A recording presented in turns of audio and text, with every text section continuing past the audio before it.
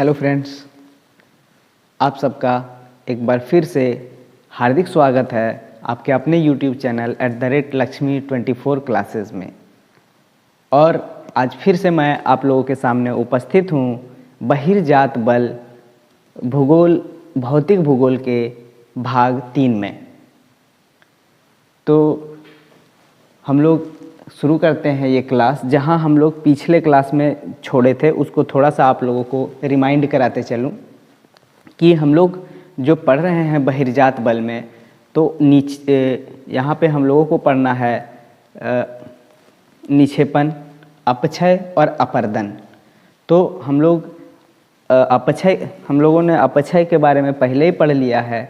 अब हम अपर्दन के तरफ हैं और अपर्दन के कई प्रक्रम हमने बताया था, जिसमें आपको बताया था कि अपर्दन के प्रक्रम में जो पहला आता है वो आता है बहता हुआ जल, जहाँ नदियों के बारे में हमने पढ़ाई की है और नदियों के द्वारा बनाए गए स्थलाकृतियों का अध्ययन पहले से ही कर लिया है। और दूसरा जो हम पढ़ने जा रहे हैं वो है भूमिगत जल। भूमिगत जल से भी कुछ स्थलाकृतियों का निर्माण होता है और उन स्थलाकृतियों का अध्ययन आज हम करेंगे। और सबसे पहले इससे पहले कि समझ लेते हैं कि भूमिगत जल जो होते हैं उससे किन किन स्थलाकृतियों का निर्माण होता है।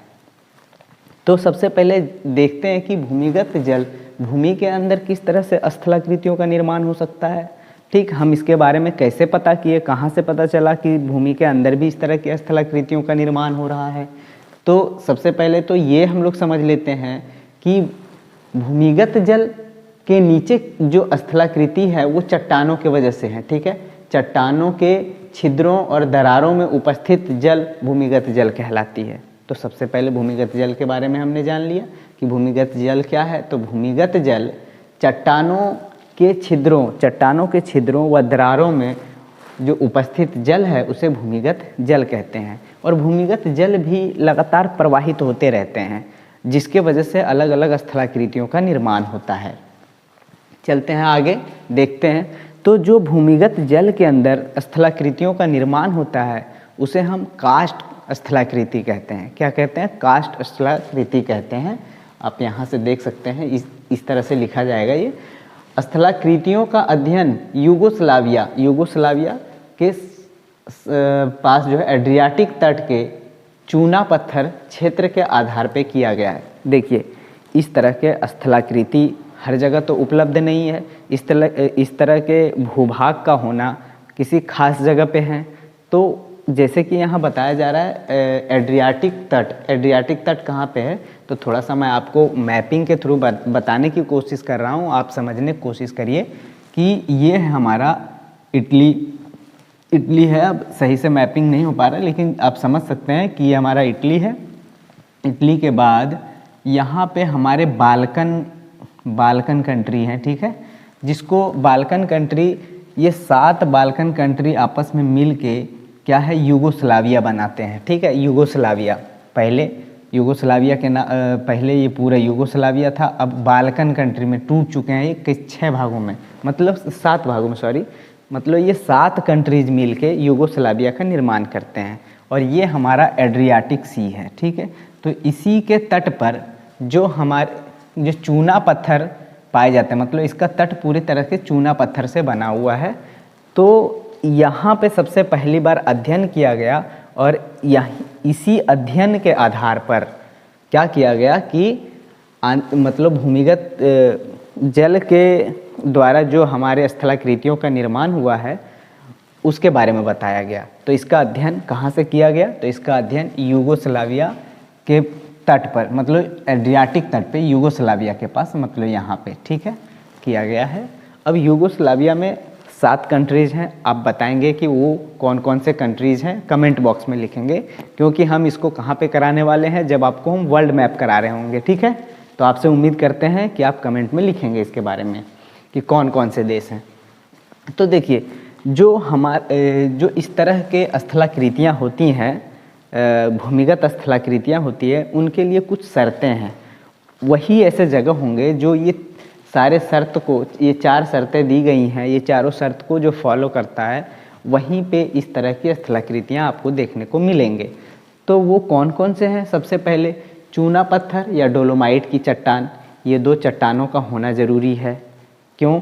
ये चट्टानें नहीं होंगी तो स्थलाकृतियों का निर्माण नहीं हो पाएगा। दूसरा, स्थलाकृति उच्चावच, ठीक, वो स्थल है जहाँ पे आप इसका अध्ययन कर रहे हैं, इन स्थलाकृतियों के बारे में जानकारी इकट्ठा कर रहे हैं, उसका उच्चावच होना चाहिए, समुद्री तल से ऊपर की तरफ होना चाहिए, तब आप इसको आसानी से अध्ययन इसकी कर पाएंगे। तीसरा जो है पर्याप्त वर्षा क्षेत्र, वो पर्याप्त वर्षा क्षेत्र में होना चाहिए, क्योंकि इस तरह के स्थलाकृतियों के निर्माण के लिए वर्षा क्षेत्र, अगर वर्षा ना हो तो आप इसका अध्ययन कर पाने में असमर्थ रहेंगे। ठीक है। उसके बाद घुलनशील चट्टान, जो चूना पत्थर से बने हुए चट्टान है वो घुलनशील चट्टान होते हैं, उसका भी होना ज़रूरी होता है। ठीक है। तो देखते हैं कि अगर इन सारे शर्तों को कोई ऐसा हमारे पास भूमि है या कोई भूभाग है जो ये चट्टानें हैं जो इस सारे शर्तों को पूरा करता है, तो वो कौन है? वो है एड्रियाटिक तट। ठीक है। वहाँ क्या होता है? बारिश भी अच्छी होती है, चूना पत्थर डोलोमाइट की चट्टानें भी बनी हैं, उच्चावच है और पर्याप्त वर्षा तो होती है और घुलनशील चट्टानें हैं। ठीक है। इससे बनने वाली आकृतियाँ, पहला चलते हैं हम लोग। पहला आकृति है लैपीज। पहला आकृति क्या है? लैपीज। अब देखते हैं, जो ये हमने आपको 4 बताया है, ये शर्तें, वो 4 शर्तें हम यहाँ पे बना दिए हैं और आप यहाँ पे देख पाओगे कि ये क्या है, हमारा पूरा इस तरह के उच्चावच बना हुआ है। ठीक है। और ये चूना पत्थर का बना हुआ है, डोलोमाइट चट्टान है। ठीक है। और तो इसके बारे में, इसमें जो जो चीज़ें बन रही हैं, जो तो इसके बारे में आप देख सकते हैं कि ये स्थलाकृतियाँ हैं, जो ये खाली जगह है, इससे जल प्रवाह हो रहा है। क्या हो रहा है? जल प्रवाह हो रहा है। और ये हमारा जो है ऊपर का भाग है, और ऊपर के भाग में बारिश के वजह से यहाँ कुछ ऐसे छिद्र बने हुए हैं। अब एक एक करके जो इसमें स्थलाकृतियों का निर्माण हो रहा है, इन स्थलाकृतियों को एक एक करके अध्ययन करते हैं। तो सबसे पहले आता है लैपीज। लैपीज क्या है? तो घुलनशीलता के कारण ऊपरी पट्टी उबड़ खाबड़ तथा पतली हो जाती है, उसे लैपीज कहा जाता है। देख सकते हैं, ये हमारे उच्चावच की ऊपरी पट्टी है। अब ऊपरी पट्टी में बारिश होने के कारण क्या हो जाता है, यहाँ कुछ ऐसे पदार्थ हैं इस चट्टान में या ये भूभाग पे, ऐसे पदार्थ हैं जो क्या होते हैं, घुल जाते हैं। घुलने की वजह से क्या होता है, ये उबड़ खाबड़ हो जाता है। जो हमारा सतह है, ये हमारा जो सतह है यहाँ पे, ये सतह में क्या है, बहुत सारे घुलनशील पदार्थ हैं। तो बारिश होने की वजह से ये घुलनशील पदार्थ यहाँ से हट जाते हैं, फिर यहाँ से भी हट जाते हैं। कुछ मतलब इस तरह की आकृतियों का निर्माण कर लेते हैं, इस तरह की आकृतियों का उबड़ खाबड़ निर्माण कर लेते हैं। ठीक है। और ये जो हमारे पास ये जो पट्टी है, ये क्या हो जाता है, पतला भी हो जाता है। तो ये लिखा है यहाँ पे, आप देख सकते हैं, पट्टी उबड़ खाबड़ तथा पतली हो जाती है। ठीक है। अब देखते हैं कि दूसरा स्थलाकृति कौन सा निर्माण कर रहा है, तो वो है घोल रंध्र। घोल रंध्र आप देख सकते हैं, घोल रंध्र एक क्या है, घोल रंध्र, रंध्र एक छिद्र है, और घोल कहने के मतलब है कि हमारे इस भूभाग पे कुछ ऐसे पदार्थ थे जो घुल गए, जिसके कारण से यहाँ एक रंध्र बना। ठीक है। घुलनशील पदार्थ था यहाँ पे, जो पानी के साथ घुलने के बाद एक रंध्र का निर्माण कर लिया, मतलब एक छिद्र का निर्माण कर लिया। ठीक है। तो इसी घुलनशील क्रिया के कारण इन छिद्र या रंध्रों का निर्माण होता है। तो दूसरा स्थलाकृति जो हम पढ़ रहे हैं वो होगा रंध्र। आगे चलते हैं और फिर देखते हैं घोल रंध्र जो अब देखेंगे यहाँ जो घोल रंध्र है, एक तो रंध्र हो गए छोटे छोटे, हालांकि सारे घोल रंध्र ही हैं। तो ये घोल रंध्र, गहरे घोल रंध्र, मतलब कहने का मतलब है कि ऐसे होते हैं जो गहरे हो जाएं। देखिए ये भी घोल रंध्र है, ये भी, लेकिन ये घोल रंध्र क्या हो रहा है कि यहाँ से कुछ ऐसे जो हैं ये पिघलते हुए कहाँ पे आ जा रहा है, ये पूरे मतलब सतह को तोड़ते हुए नीचे की तरफ आ रहा है, जहाँ गुफा बना हुआ, आंतरिक गुफा, उसके अंदर आ जा रहा है। ठीक है। घोल रंध्र, तो जो बड़ा घोल रंध्र है, जो पूरी तरह से छेद करके इसको अंदर की तरफ आ जाए, अंदर चला जाए, तो उसको हम विलियन रंध्र के नाम से जानते हैं। और कई घोल रंध्र को मिला दिया जाए, इससे ऐसे कई घोल रंध्र आपस में अगर मिल जाते हैं तो उसको हम क्या कहते हैं, उसको डोलाइन के नाम से जानते हैं, डोलाइन। ठीक है। आगे चलते हैं, कई डोलाइन आपस में मिल जाएं कई डोलाइन मिलके आपस में क्या बना लेते हैं, एक युवाला बना लेते हैं। कहने का मतलब है कि सतह पे एक बड़ा सा छिद्र बन जाए, कई रंध्र मिल जाते हैं, उसमें कई छोटे छोटे रंध्र मिलेंगे तो एक डोलाइन, और कई बड़े बड़े, अब तो रंध्र से ज़्यादा बड़ा डोलाइन है, अब कई डोलाइन मिल जाते हैं आपस में तो ये युवाला का निर्माण कर लेता है। ठीक है, अभी फिर से हम लोग इस पे थोड़ा सा बात करेंगे, लेकिन अभी हम लोग दो पढ़ चुके हैं, एक तो लैपीज पढ़ चुके हैं, दूसरा घोल रंध्र जो कि यहाँ दिख रहा होगा आपको, और फिर तीसरा जो है वो है कंदरा। कंदरा क्या है, इसका निर्माण घुलन क्रिया तथा घर्षण द्वारा होता है। ठीक है, ऊपरी सतह के नीचे निरंतर पानी का प्रवाह होता रहता है। कंदरा क्या है, ये देख रहे हैं, ये जो गैप दिख रहा है, ये जो जगह है, खाली जगह है, वो कंदरा है। ठीक है, कंदरा क्या है, तो यहाँ से आप पता कर पाएंगे कि ऊपरी सतह के नीचे, ये ऊपरी सतह के नीचे जगह खाली होते हैं। ठीक है, वहाँ पे निरंतर पानी का बहाव होता रहता है। ये जो खाली जगह है इसमें निरंतर क्या होता रहता है, पानी का बहाव होता रहता है। और ये जो खाली जगह है इसी को हम क्या कहते हैं, इसी को कंदरा कहते हैं। ठीक है, अब देखते हैं जो कंदरा, आप थोड़ा और भी समझने की कोशिश करते हैं, इसको आप ध्यान से समझिए। जो हमारा विलयन है, एक तो ये पूरी तरीके से चूना पत्थर का है, और इस पे जब बारिश होती है तब बारिश होने के बाद कुछ ऐसे घोल रंध्र हैं जो छोटे छोटे रंध्र होते हैं, तो वो तो ऊपर ही रह जाते हैं। ऊपर रहकर वो क्या करते हैं, सतह को उबड़ खाबड़ बना देते हैं। लेकिन कुछ ऐसे भी रंध्र हैं जो क्या कर रहे हैं, कुछ ऐसे भी रंध्र हैं, आप देख सकते हैं कि जिसको हम विलयन रंध्र के नाम से जानते हैं, वो घुलने के बाद कहाँ चला जा रहा है, घुलने के बाद वो कंदरा में चला जा रहा है। ठीक है, और कंदरा में जाने के बाद देख रहे हैं जो ऊपरी सतह है, जो इसका ऊपरी सतह है, रंध्र का ऊपरी सतह, इसमें एक उबाड़, इस तरह के उबाड़, एक उभार है इसके ऊपर। क्या है, एक उभार है। ये उभार किसका है, तो चूना पत्थर का उभार है। मतलब यहाँ पे कैल्शियम कार्बोनेट है, उसका यहाँ उभार आ रहा है, और ये उभार जो है नीचे की तरफ आते हैं, और ये इसमें से क्या है, चूना है। ये चूना ऊपर छत में इसके ऊपरी सतह पर लटक जाते हैं इस तरह करके। ठीक है, तो ये जो लटका हुआ भाग है इसको हम लोग क्या कहते हैं, स्टेलेक्टाइट के नाम से जानते हैं। इन लटके हुए भाग को क्या कहते हैं, स्टेलेक्टाइट कहते हैं। ठीक है, और ये पूरे जो छिद्र वाला भाग है, पूरा भाग इसको कंदरा के नाम से जानते हैं। तो ये ऊपर वाले भाग स्टेलेक्टाइट। अब कभी कभी क्या होता है कि यहाँ से चूना, ये जो चूना है पानी के सहारे टपकते टपकते और नीचे टपकता हुआ क्या करता है, एक नीचे से एक और आकृति बना लेता है, मतलब अधूरा, मतलब आधे स्तंभ की आकृति को बना लेता है। इसको क्या कहते हैं, इसको स्टैलेग्माइट कहते हैं। ठीक है, या तो इसका निर्माण दो तरीके से हो सकता है, या तो ऊपर से चूना टपकते टपकते और नीचे सतह पे चला जाए, और नीचे सतह पे जमा होते होते खड़ा होता चला जाए, एक स्तंभ का निर्माण कर ले, तो उसको हम स्टैलेग्माइट कहेंगे। दूसरा कंडीशन ये है कि इसके अंदर जो जल प्रवाह है, तो जल प्रवाह जब हो रहा है तो नीचे के सतहों में जो घुलनशील पदार्थ हैं उसको घोलने के बाद कुछ सतह ऊपर खड़े रह जाते हैं। मतलब जो घुलनशील है तो है, जो नहीं है वो भी खड़ा रह जाता है, तो उसको भी हम क्या कहेंगे, स्टैलेग्माइट के नाम से जानते हैं। ठीक है, अब ये स्टैलेग्माइट हो गया, और ऊपर है तो इसको स्टेलेक्टाइट कह रहे हैं।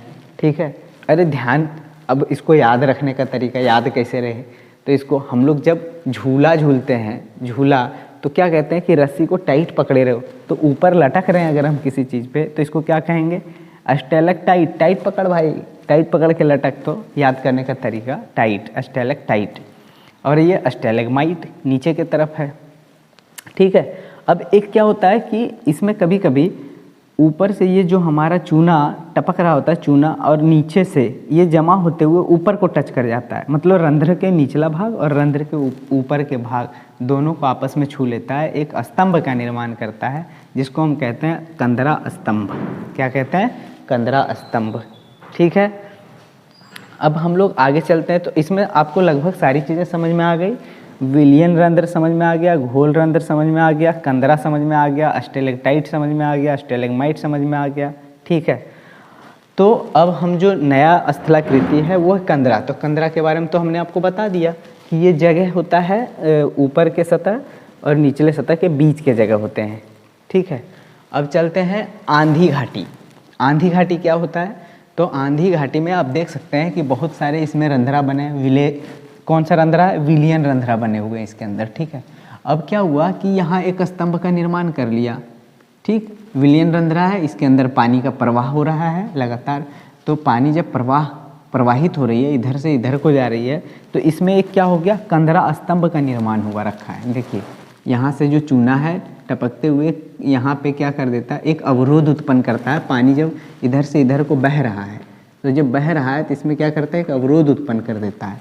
और अवरोध होने के कारण एक तरफ पानी जो है पूरी तरह नहीं जा पा रही, रुक जाता है पानी, और दूसरे तरफ पानी है, ठीक है। एक तरफ पानी नहीं जा पा रहा है, दूसरे तरफ पानी, जिधर पानी नहीं जा रहा है उसको शुष्क घाटी कहते हैं, और जिधर पानी रुका हुआ है उसको हम क्या कहते हैं, तो उसको कहते हैं आंधी घाटी, अंधी घाटी।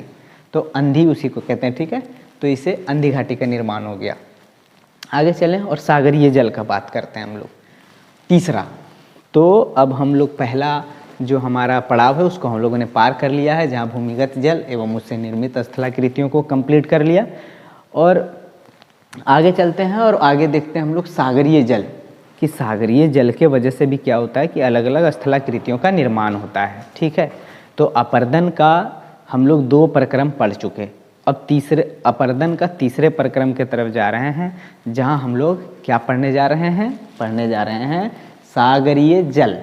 और सागरीय जल के द्वारा भी अलग अलग स्थलाकृतियों के निर्माण को, ठीक है। तो देखते हैं सागरीय जल का कार्य क्या, कई कारकों पर निर्भर करता है। अब सागर जो है किस कारण से सागरीय जल जो है स्थलाकृतियों का निर्माण करता है, तो उसमें अलग अलग है, जैसे उसमें तरंगों का आना, ज्वार का आना। जब तरंग आएगा तो क्या होगा, अपने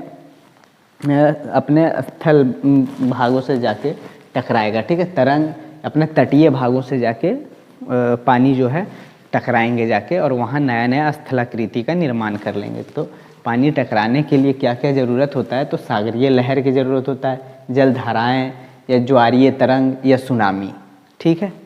अब क्या है कि जो तट है हमारा सागरीय तट, वो कहीं कहीं सागरीय तट कमज़ोर है, कहीं कहीं सागरीय तट कठोर है। जहाँ सागरीय तट कमज़ोर है वहाँ क्या होता है, वहाँ सबसे ज़्यादा क्या हो जाता है, सबसे ज़्यादा कटाव का क्रिया होता है वहाँ पे, ठीक है। तो देखते हैं कि सागरीय जल द्वारा निर्मित स्थलाकृति, पहला आता है भृगु। क्या आता है, भृगु। सागरीय तट जब खड़ा होता है तो उसे भृगु कहते हैं।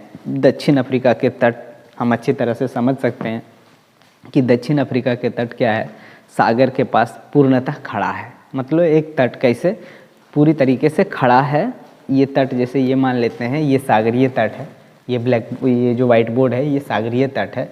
और क्या होता है कि लहर आ रहा है पानी का, देख सकते हैं, ये हमारा मार्कर को आप ध्यान दीजिएगा, ये लहर है, ठीक है। अब पानी का लहर इस पर टकराएंगे जाके, जितने भी लहर हैं इस पर टकराएंगे। और अगर ये सतह कमज़ोर है, या इसको तट कहेंगे, जो हमारा समुद्री तट, ये पूरा समुद्री हिस्सा है, और समुद्री हिस्सा में लहर इधर को जा रहा है, और ये पूरा का पूरा तट है, तट अवरोध का काम करता है। तो जो लहर आ रहे हैं ये तट पे टकराएंगे, और तट अगर जहाँ कमज़ोर है तो वहाँ क्या हो जाएगा, वो अलग अलग स्थलाकृतियों का निर्माण करेगा।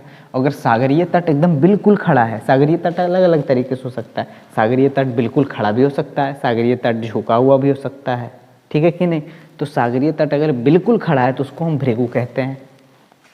अब आता है तटीय कंदरा।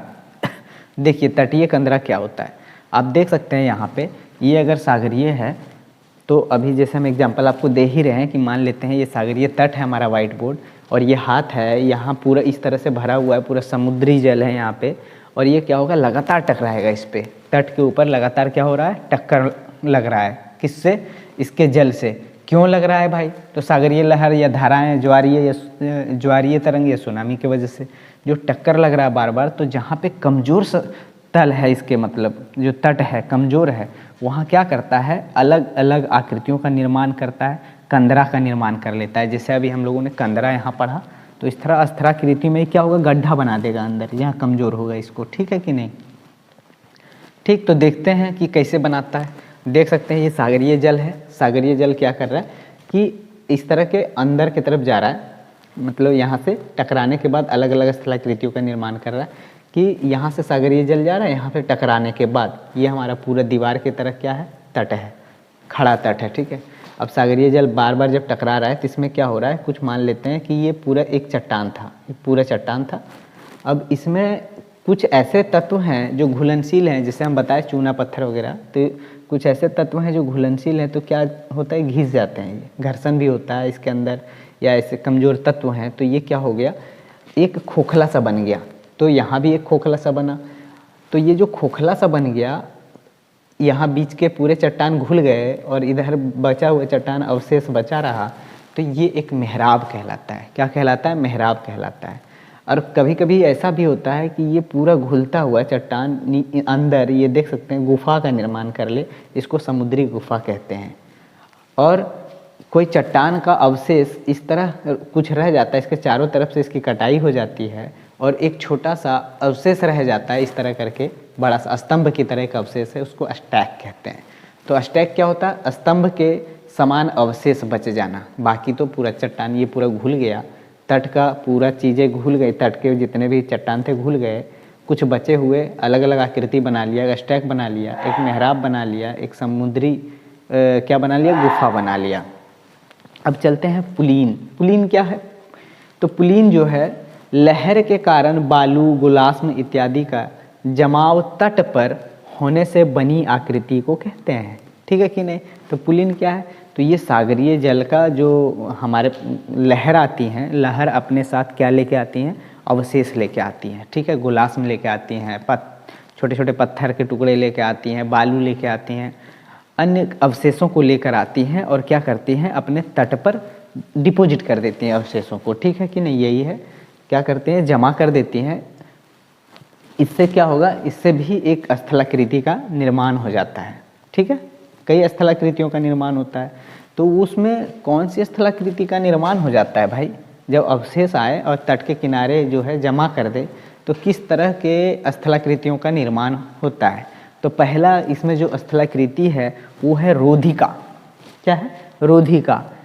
अब ये क्या है, सागरीय तरंगों द्वारा, जो सागरीय तरंगों द्वारा निक्षेप लाया जाता है, कहाँ, तट के ऊपर लाया जाता है, तो उससे निर्मित कटक या बांध, उससे निर्मित एक कटक का निर्माण हो जाता है, या उससे एक बांध का निर्माण हो जाता है, जिसे हम रोधिका कहते हैं। क्या कहते हैं, रोधिका कहते हैं।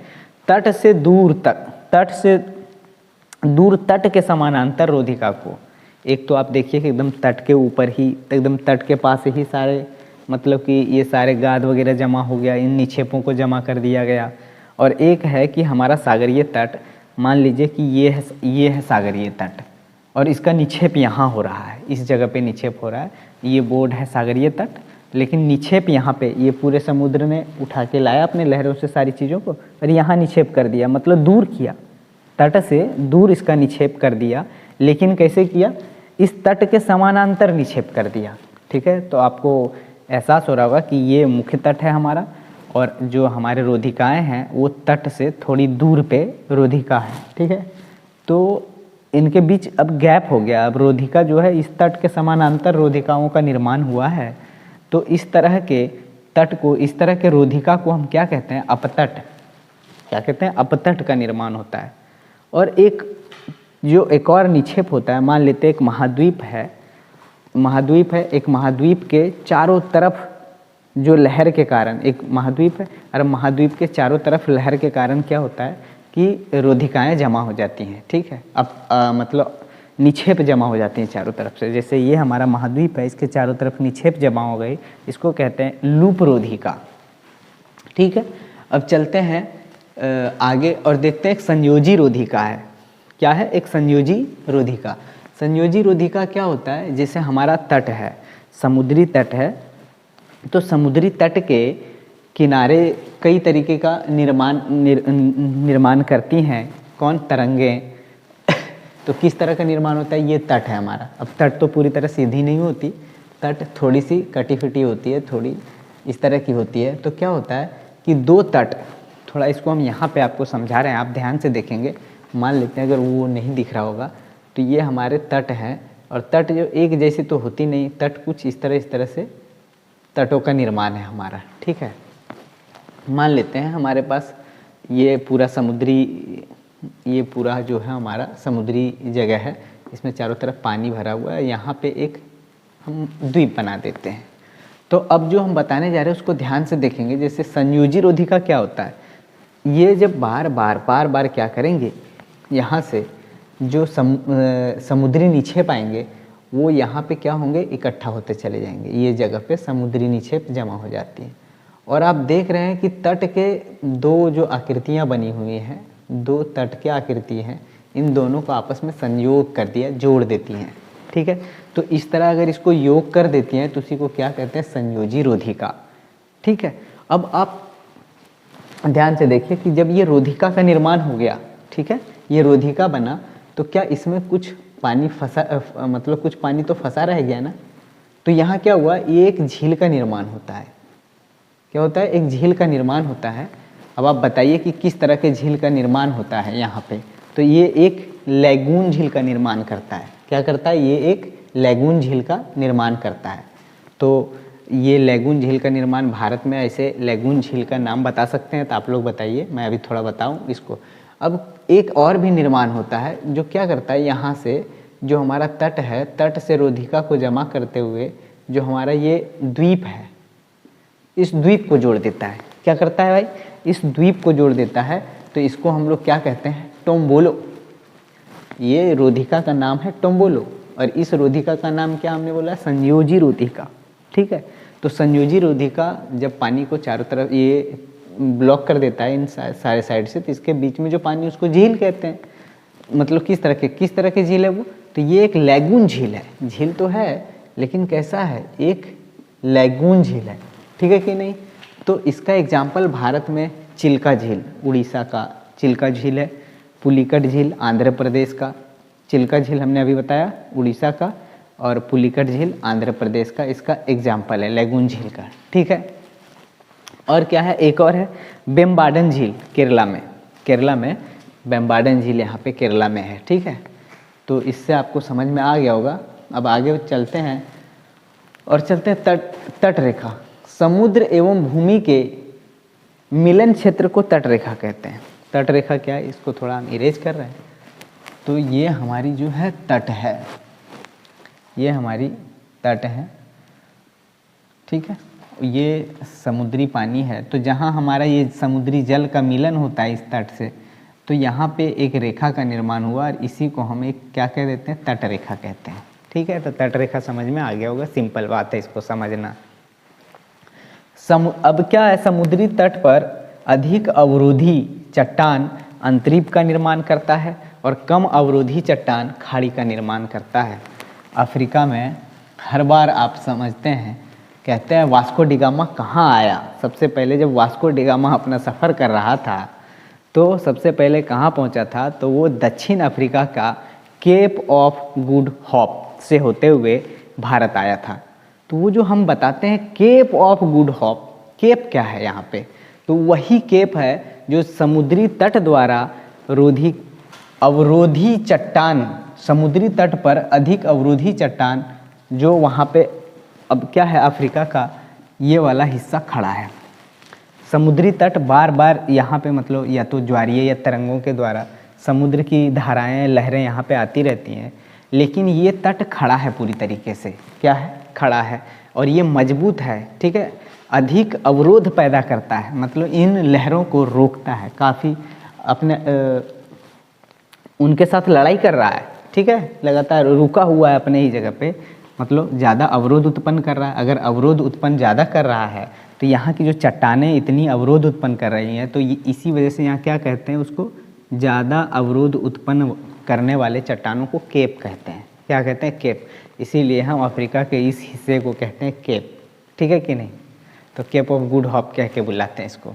अब आता है कम अवरोधी जो होते हैं, वो क्या होते हैं, खाड़ी होते हैं। कम अवरोधी, ये तो इसमें ज़्यादा अवरोध पैदा कर लिया तो केप है, और कम अवरोधी तो उसको खाड़ी कहेंगे। तो ऐसे तो कई खाड़ी है, बे ऑफ बंगाल है, बंगाल की खाड़ी। ठीक है, वहाँ पे कम अवरोधी होने के कारण पूरा बे ऑफ बंगाल का निर्माण हो गया। अवरोध कम है वहाँ, जो समुद्री लहरों को आसानी से रोक नहीं सकता। ठीक है, तो उससे क्या निर्माण हो जाता है, तो उससे निर्माण हो जाता है खाड़ी। अब आता है अवरोध के आधार पर तटों के प्रकार। अवरोध के आधार पे कि जो हमारी समुद्री तट हैं कितनी अवरोध उत्पन्न कर सकती हैं लहरों के खिलाफ, इस आधार पे हम अलग अलग हिस्सों में बांटे हैं, अलग अलग प्रकार में बांट दिए हैं तटों को, और वो प्रकार को आप देख लीजिए। हालांकि इसको हमको बहुत ज़्यादा डिटेल में नहीं पढ़ना, लेकिन आप देख सकते हैं, थोड़ा समझ जाइए। जैसे अगर हम चलें फियोर्ड तट, पहला जो तट का प्रकार है वो क्या है अवरोध के अनुसार? फियोर्ड तट, जो कहाँ पे देखने को मिलेगा? नॉर्वे में देखने को मिलेगा फियोर्ड तट। ठीक है, ये क्या है? ये एक हिम आच्छादित तट है। क्या हिम आच्छादित तट है? जो टूट के पानी के अंदर धंस गया है, कुछ हिस्सा पानी के अंदर धंस गया और उससे जो तट का निर्माण होता है उसको कहते हैं फियोर्ड तट। ये नॉर्वे पे आप देखेंगे।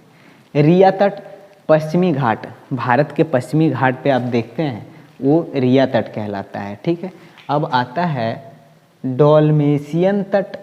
ये कहाँ पे है? तो यूगोस्लाविया। अभी बताया आपको कि डोलमेशियन मतलब यहाँ पे सबसे ज़्यादा किस तरह के पत्थर पाए जाते हैं? तो डोलोमाइट के चट्टानें पाई जाती हैं। और डोलोमाइट की चट्टानें जो पाई जाती हैं, इसके कारण क्या होता है, कुछ हिस्सा नीचे होता है इसके, कुछ मतलब ये तट तो खड़ा नहीं होता, थोड़ा मुड़ा हुआ तट है, और तट का कुछ हिस्सा क्या होता है देखिएगा, पानी के अंदर चला जाएगा। खड़ा तट नहीं होता है, मतलब ये हमारा कुछ हिस्सा तट के अंदर डूब जाएगा, और डूबने के बाद जैसे जैसे हम तट के अंदर जाएंगे उसकी गहराई धीरे धीरे बढ़ती जाएगी। तो इस तरह के तट कहाँ है? तो यूगोस्लाविया में है। अब यूगोस्लाविया के बारे में आपको कमेंट करने को बोले हैं कि 7 देश से मिलके बना है, वो 7 देश का नाम बताएंगे। उसके बाद आता है हैफा तट। हैफा तट कहाँ है? बाल्टिक सागर में। हैफा तट क्या होता है? हैफा तट जो हमारी मुख्य भूमि है तट के, देखिएगा हैफा तट क्या होता है। ये हमारे तट है, ये हमारा समुद्री हिस्सा। अब हमारे तट तो इतना मतलब सीधी तट तो है नहीं, कुछ ऐसे कटा फटा तट है हमारे पास। ठीक है, तो ये तट के कुछ ऐसे हिस्से हैं जो पानी के अंदर डूब जाते हैं। मुख्य भूमि क्या है? पानी के अंदर, छिछले पानी में डूब जाते हैं। इस तरह के डूबे हुए हिस्से को हम क्या कह देते हैं? डूबे हुए हिस्से को क्या कहते हैं? हैफा तट। कहाँ पे है? तो ये बाल्टिक तट को हैफा तट कहते हैं, बाल्टिक सागर। अब ये भी बताइए कि बाल्टिक सागर कहाँ पे है, और हम तो बताएंगे ही जब वर्ल्ड मैपिंग करा रहे होंगे। अब आता है निर्गत तट। निर्गत तट में क्या होता है कि मुख्य भूमि डूब के तट की तरह काम करती है। मुख्य भूमि क्या करती है कि मुख्य भूमि जो हमारी वो डूब जाती हैं पानी के अंदर। ठीक, जैसे अब हम देख सकते हैं अपना कहाँ पे, तो कठियावाड़ का तट देख सकते हैं, वो पानी के अंदर डूबी हुई है। ठीक है कि नहीं? अच्छा, ये हम जो पश्चिमी तट आपको बताए थे, पश्चिमी तट, तो ये कहाँ है? भारत के पश्चिमी तट जो है रिया तट है। सॉरी, जो भी बताए होंगे दोबारा उसको देख लीजिए। ये जो पश्चिमी तट है वो क्या है? रिया तट है। इसमें जो हमारी मुख्य भूमि है वो मुख्य भूमि डूब जाती है अंदर। ठीक है, अब मुख्य भूमि डूबती है जब, तो जो रिया तट है वो सीधे लाइन के निर्माण करती है। क्या करती है? सीधा तट का निर्माण करती है। और सीधा तट हमारा कहाँ पे है? पश्चिमी हिस्से में। हमारा पश्चिम भारत में जो तट है वो सीधा है। ठीक है, लेकिन जो हमारा पूर्वी हिस्से का तट है वो कटा फटा तट है। ठीक है, इसके कई कारण हैं, नदियों के द्वारा लाए गए गाद, या फिर जो भी है निक्षेप का क्रिया ज़्यादा होने के कारण, या तो समुद्री लहर से हमारे तट का कट जाने के कारण ये तट हमारे जो भारत का है वो ज़्यादा कटा फटा तट होगा। ठीक है, और ये तट सीधी तट है। इसी तट को हम रिया तट के नाम से जानते हैं। ठीक है, तो ये हमारे हो गया समझने के लिए रिया तट। और निर्गत तट बोल दिए, जो कि कहाँ है? कठियावाड़ में। कठियावाड़ में। तो इन तटों के बारे में बहुत ज़्यादा डिटेल नहीं जानना है, लेकिन इतना आप जान लीजिए कि फियोर्ड तट नॉर्वे, रिया तट पश्चिमी घाट, डोलमेशियन तट यूगोस्लाविया, हैफा तट कहाँ पे है? ये बाल्टिक सागर के तट पे, और निर्गत तट कठियावाड़ तट। और इसी के साथ हमारा जो है आज बहिर्जात बल का जो हम लोग भौतिक भूगोल का ये चैप्टर पढ़ रहे हैं वो समाप्त होता है। और आप लोगों के धैर्यपूर्वक देखने के लिए बहुत बहुत धन्यवाद। जय हिंद।